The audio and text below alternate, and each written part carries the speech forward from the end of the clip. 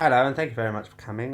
Would you mind looking at a few of these slides on the projector and just telling us what you see, yeah? Hang on a second. Bob, can you do the projector, please? Slides, yeah? What's this? I see this as riot.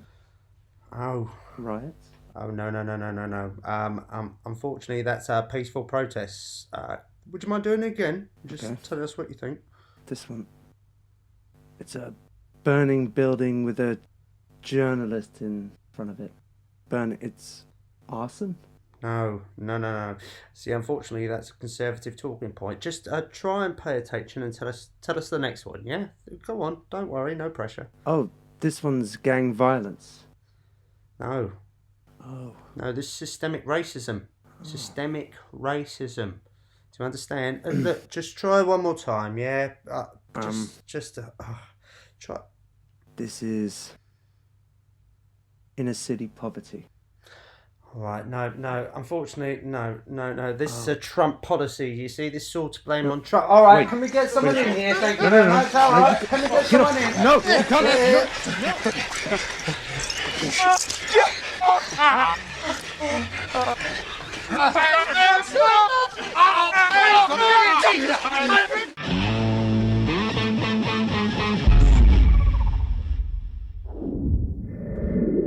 Hi. Thank you for coming back. Please like, share, and subscribe because we really need it right now. We're going to be talking about YouTube later, and they're giving us a hard time, so bring it on, huh? So riots win! Riots! So what happens when a crazy politician, a vice president, a president, a mainstream media propaganda machine, and riotous mobs for a year all combine into one and have the control of the results of a trial and a frightened jury? I'll tell you what, Ocean's 14, the battle ain't over. We have the most highly watched trial in history since O.J. Simpson. Man, you probably don't even know. You're too young. You're too bloody young. With either side of the political spectrum falling on opposite sides of the case. One side putting America on trial for racism or past sins by proxy of Derek Chauvin, and the other looking at the evidence and the context of this particular instance and finding the prosecution wanting on many fronts. The prosecution never alleged that Derek Chauvin killed George Floyd because he was black or because he himself was a racist. But that is what Derek Chauvin has been convicted of, and also America, it seems.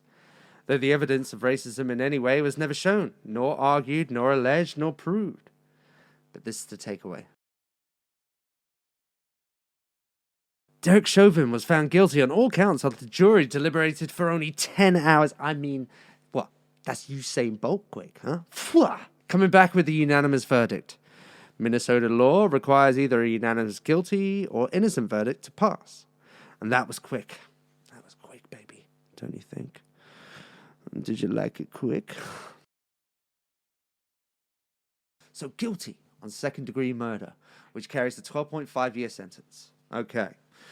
So this was that there was intent from the very moment that Derek Chauvin arrived on the scene, that he wanted to commit a felony assault on George Floyd that then could be so dangerous that he might be at risk of death. Not routine procedure, as stated by the defense's own use of force expert within the Minneapolis department. Not it was an accident or that it went too far. Not that George Floyd had 3 times the lethal dose of fentanyl in his system, mixed in his system with methamphetamines and other drugs. He had a weak heart from an overdose months before and pretty much the same circumstances. His heart going a million miles per hour. You know what I mean? When he's being caught by the police in the middle of a drug deal whilst on drugs. That he asked to be put on the floor rather than stay in the car. That he said he couldn't breathe before he was even put on the floor. No. Derek Chauvin intended to assault George Floyd 100%, as Derek Chauvin only needed 1% down to get off. That's it. As soon as he arrived on scene, his intent was to commit some sort of felony on George Floyd, reckless of what might happen. Third-degree murder, 12.5 years, guilty. So this is a depraved heart murder, which is exemplified by shooting randomly into a crowd or throwing a concrete block onto a highway that's busy, you know? Now, this doesn't really apply to the case, as even the judge agreed early on in the trial and said it shouldn't really be on the table, as it's very specific, and is usually when the intent is to do harm to others plural, but one gets hurt. It's kind of complicated. That results in a death almost by accident rather than intentionally. So second-degree manslaughter, 4 years without priors. Now, this was and is the easiest charge to prove, and the prosecution did a pretty good job of making their case. The argument being that Derek Chauvin could see that George Floyd was in distress and could have moved him onto his side or got medical aid brought in sooner. Even though we know now that the hostile crowd stopped the medical services from entering the scene as procedure. But this would have been a conviction that some might have quibbled over the finer details, but most could have accepted and got on with their lives. So we got to talk about Maxine straight out of Compton Waters. This is a woman who almost invoked an immediate mistrial, as the judge said in court, gave the defense the chance of a complete mistrial and overturning of the result at a later appeal. After the congresswoman flew to the riots in LA, stood in the crowd, and told reporters that if Derek Chauvin wasn't convicted of murder, quote, "We're looking for a guilty verdict. We got to stay on the street. If we don't, we cannot go away. I'm putting in rioters, needed to get more confrontational if they didn't get a murder charge," end quote, inciting effective insurrection. More chaos, more violence, more rioting as a threat. Forget what the evidence shows or justice, but this is the third or fourth time the Congresswoman, Waters, has been caught inciting violence and hostility, as we can see here. That cabinet, in a restaurant, in a department store, at a gasoline station, you get out and you create a crowd. And you push back on them. And you tell them they're not welcome. And here. People are going to turn on them. They're going to protest. They're going to absolutely harass them until they decide that they're going to tell the president, no, I can't hang with you. Not in D.C. Not in the U.S. Not in D.C. Not in the U.S. Not in D.C. Not in the... Oh, and again here. And with this kind of inspiration, I will go and take Trump out tonight. So we should just forget it. Just. And moments after Maxine's threats from the crowd, National Guard troops were fired at from a white SUV on the streets, luckily only sustaining some injuries, nothing lethal. I mean, they gave Trump a hard time for saying go peacefully protest on that day at the Capitol, the incident. And if you think that was just, then Maxine Waters has to be impeached, arrested, and I mean immediately, if only to be fair. But she has just brushed those comments off, and weak Republicans were unable even to censure her for her comments, showing how tough they really are. And the mainstream media has swept it all under that ever-increasing rug, Move along, people. Move along. Not to see here. Move along, people.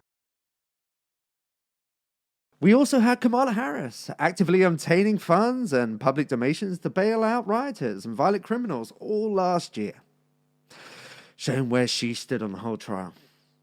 While as a judge, she incarcerated many black non-violent men, fighting to give them longer sentences to stay in as cheap labor, or basically free labor, as we all know it.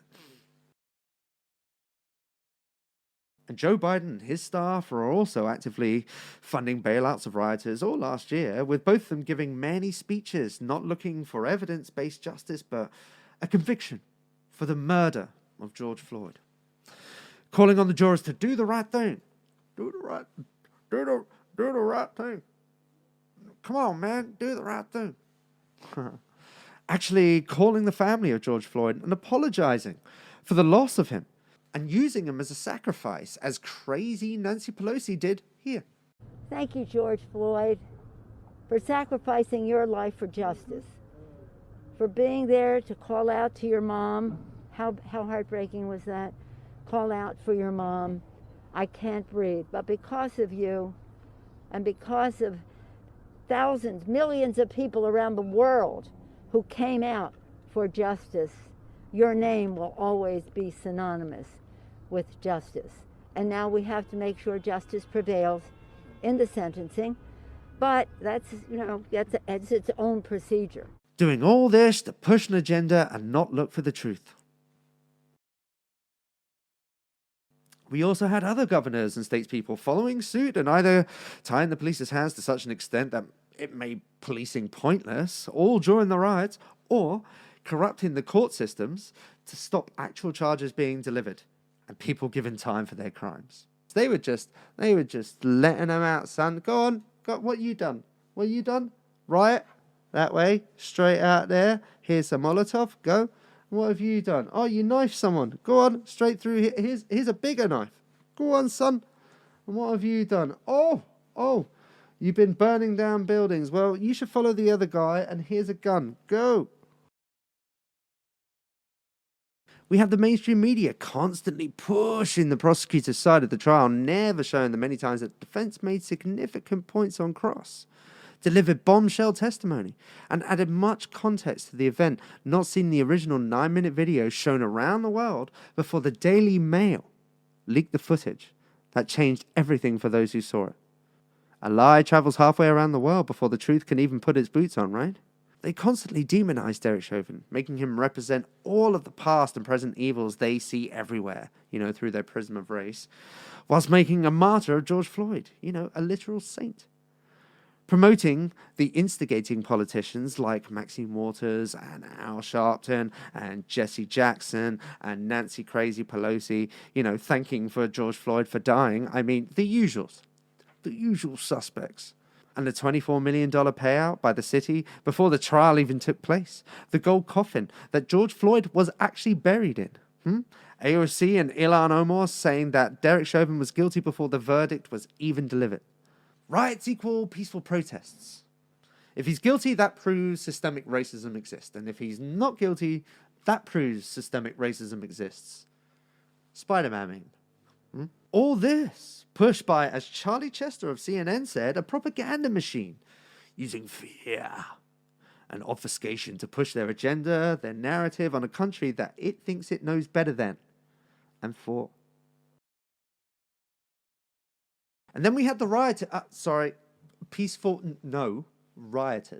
We had a year of riots with over 30 people being killed, if you want to just do those ones and not the surrounding deaths. But anyway, more than all the black unarmed men shot the year before.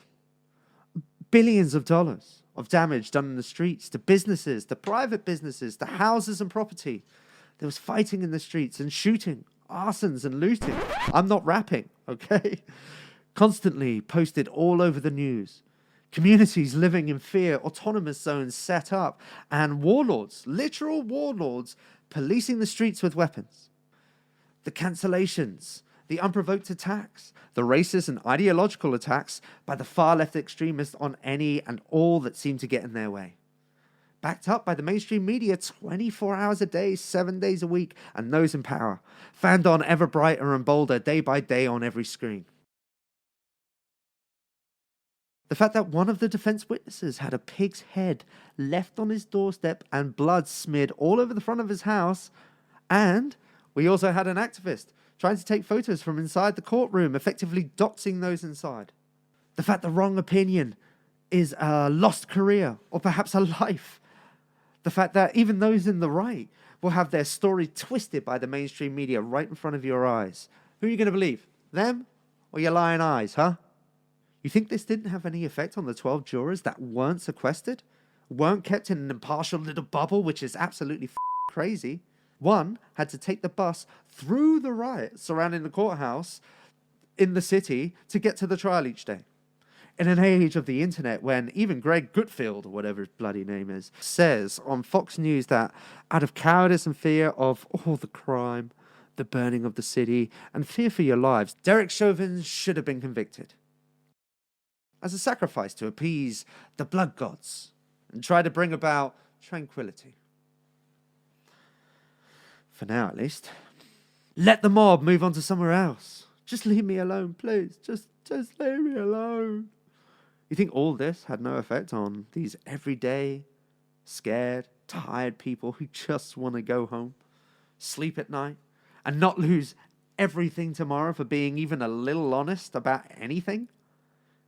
In just 10 hours deliberation, with them needing to go over all the evidence presented again and discussing it thoroughly to come to some sort of conclusion? No, 10 hours. And all Derek Chauvin needed was 1% doubt. Not that he had to prove 100% innocence. No, that was the prosecutor's job. To deliver in the minds of the jurors 100% positive guilt. No doubt about it, not even 1%. So even with the knee not on the neck the whole time, as seen in the video and testified to, the crowd's hostility that stopped medical treatment from being administered sooner, 3 times the lethal amount of fentanyl in the system, which actually acutely attacks the respiratory system, shutting it down and stopping breathing, mixed with methamphetamines and other drugs, his previous overdose and heart attack, leaving his arteries with 75% arterial blockage and a weak heart.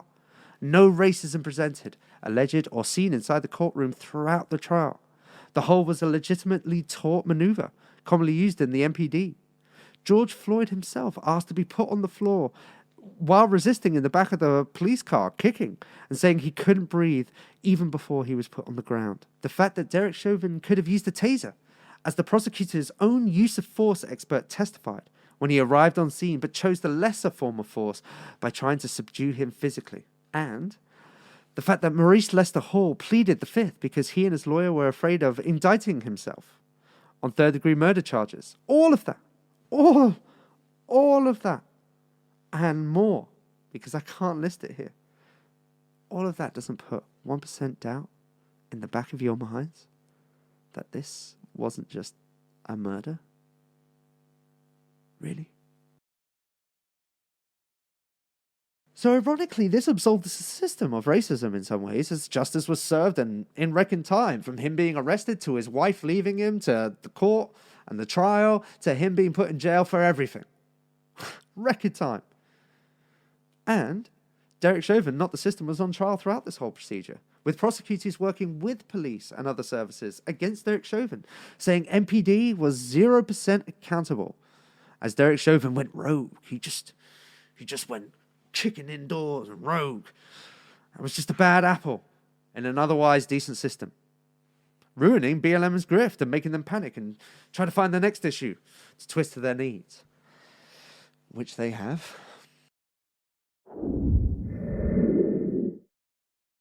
So now we have 2 shootings and 1 big old cup of shit. So we have 2 shootings that were jumped on by the press and the regular suspects, you know, the race hustlers are bang on their Twitter like that. Then burning through those characters. Rather than waiting for any, or just that much evidence. That's all they had to wait for. No, they didn't do that, as usual. So I want to give a shout out to Officer Tatum for his breakdown on this incident. I mean, if you don't know his channel, you should really go and check him out. He's great. Now, these are both very different situations and both with sad outcomes and are hard to watch, but both seem justified when looked at closely and with context. So firstly, we have 13-year-old Adam Toledo on March 29th at 2:30 a.m. involving Officer Eric Stillman, Chicago West Side. So at 2:30 a.m., a time when your 13-year-old child should not be out walking the streets with literal gangsters, all right? It's a judgment call, but I'm making it. Adam, nicknamed Little Homicide, and an adult male were walking through the village, where they walked to an intersection, and it seems the older man begins shooting a gun 8 or 9 times at passing cars or houses or into the air. Now, the police are called to the area, where it has been reported that shots have been fired, and the officer spots Adam Toledo in an alleyway with the pistol and gives chase, where Adam stops abruptly, doesn't immediately respond to the officer's calls to drop the weapon. He then turns a little bit, kind of oddly, and then all in one motion goes to drop the gun and put up his hands at the same time, it seems, in a fast motion towards the officer in his direction. And sadly, Adam is shot once where he died. But this is also a gang practice, as we know that Adam Toledo was affiliated with the violent gang the Latin Kings, where members use young kids to act out crimes or take the heat for them as children get less sentences for violent crimes. So they shoot someone and give them the gun, or they make the kid shoot someone because, hey, you'll get out when you're 18 years old, right? But the police have now had the handcuffs put on themselves, being told that they might have to call their superiors if they want to chase suspects. Which leads us to our next one. We have 16-year-old Micaiah Bryant, Columbus, Ohio. Now, this all happens really fast. The officer arrives on scene where a fight has been taking place and then starts up again between two groups. Micaiah tackles a girl to the floor, takes a slash at her with a kitchen knife, while what has been allegedly identified as her father kicks the girl on the floor in the back of the head. Micaiah then turns around with the kitchen knife in her hand and in front of the officer goes to stab another girl in the face or the upper body or the neck, whereupon the officer quickly reacts to this, and I mean really quickly and with precision accuracy. This guy's a hero. He protects the life of the girl in pink by shooting Micaiah 4 times mid-swing and putting her down. Tragic, but incredible. And people say, let the kids have knife fights, man. Why are you breaking up night? Just kids have knife fights, don't they? Huh? Just let it happen. With the White House having weighed in terribly, and Bree Newsom, and Valerie Jarrett, and Brittany Cooper, and Kalani. But this is what the race hustlers do, don't they? They hustle that race. Gotta hustle that race, man. They don't worry about looking stupid or waiting for any evidence, not even any. Or even to tell the truth the next day when the evidence does come out. But they just jump on it for as long as required to push their narrative, their agenda. And then they skip along onto the next issue. But both situations are very quick, with very young victims, but when looked into a little more closely and in slow motion, well, seems to be justified. And I mean, what point do the police just stop turning up to these situations? When everyone's saying, we don't want police here, when will they just stop? Well, officers have begun resigning at record rates, as there is no protection from the crazy Democrats, the courts, the police around them, and the community which they try to protect daily. We saw they were willing to scapegoat Derek Chauvin to appease the bloodlust of the irrational mob, and what happened, huh? It didn't satiate them for one moment, but only made them hungrier. Only made them hungrier. In Albuquerque, bloody hell, that's hard for an English person. Let me have another stab. Albuquerque has lost 20 members of its emergency response team that have resigned in the last month. Many departments are struggling to recruit new officers, as people wanting to join the police force right now is at a historic low, as you can imagine, right? With recruits needing to be in training for nearly a year before they're released on the streets. And these kids are walking into a bad situation. And thus, in many jurisdictions, crime is skyrocketing, along with the constant destruction from the far left political extremists. I mean, can we start knocking around the phrase domestic terrorists again? I mean, I think it's really starting to accurately fit what is happening right now with the old violence to affect political change. Anyway, who would want to be a cop right now? When we even have LeBron James tweeting "You're next" and an hourglass with hashtag accountability in reference to the cop who protected the girl from Micaiah Bryant. Forget proof, forget truth, forget your own bloody eyes. Regardless of the situation, all cops will be demonized and thrown on the fire of progressive wokeness. Justice doesn't matter if you want to tear everything down, right? Burn it all down. It just either helps or hinders the cause when it happens. So LeBron James docks the officer with a now deleted tweet, because no one saw it, saying, "You're next." A man who saved a young black girl's life, or her face at the very least, and has been threatened by a man who lives in a $100 million house in Bel Air and makes his money bouncing a ball for the bloody Chinese. Well, surprisingly, he deleted the tweet, huh? Because he said it was being used to cause more hate. No. No. It's you, LeBron James. You're creating the hate.